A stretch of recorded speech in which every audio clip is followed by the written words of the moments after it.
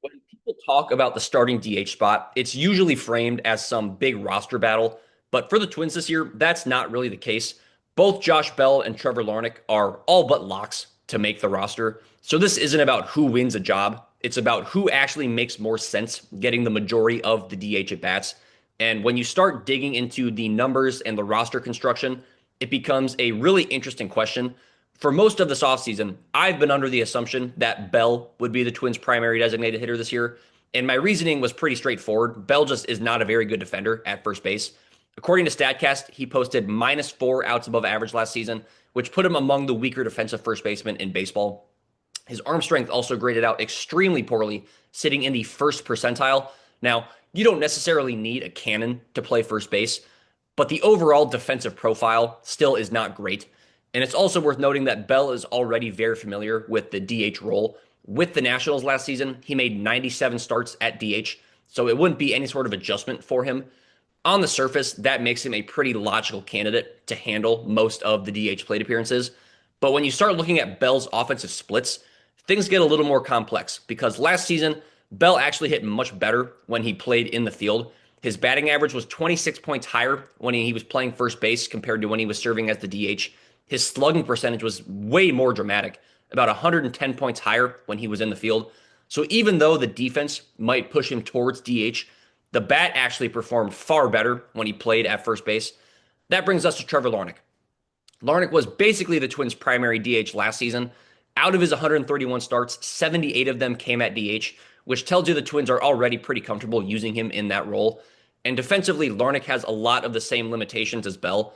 StatCast also graded him at a -4 outs above average, and his speed and arm strength both rank pretty comfortably below league average for an outfielder. He's playable in left field, but he's not exactly adding defensive value out there. But here's where things get really interesting because just like Bell, Larnach actually hit the ball much better when he played in the field. When he was playing in left, in particular, his WOBA was 32 points higher than when he was DHing. His on base percentage was 69 points higher when he was in the field compared to when he was the DH. So that's a massive gap. If you're simply looking at the offensive splits, it would actually make more sense to keep Larnach in the field more often and let somebody else handle DH. And that's where the roster construction aspect starts to complicate things because this spring, the Twins have had several young outfielders making serious noise, guys like Alan Rodin, Emmanuel Rodriguez, and Austin Martin.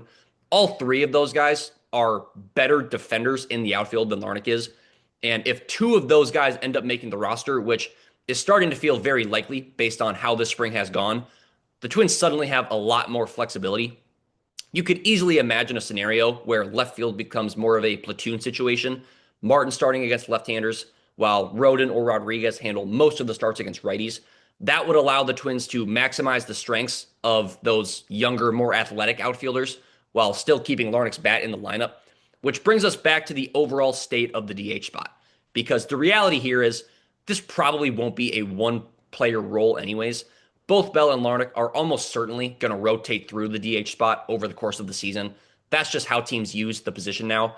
But if you're trying to figure out who makes the most sense getting the majority of the DH at bats, the numbers actually lean a little bit towards Bell, not because he's better as a DH, but because Larnach's offensive drop off when DHing is much more dramatic. So if the Twins want to squeeze the most possible value out of both bats, the optimal alignment might actually be Bell getting the bulk of the DH reps while Larnach spends more time in left field when the matchups allow it.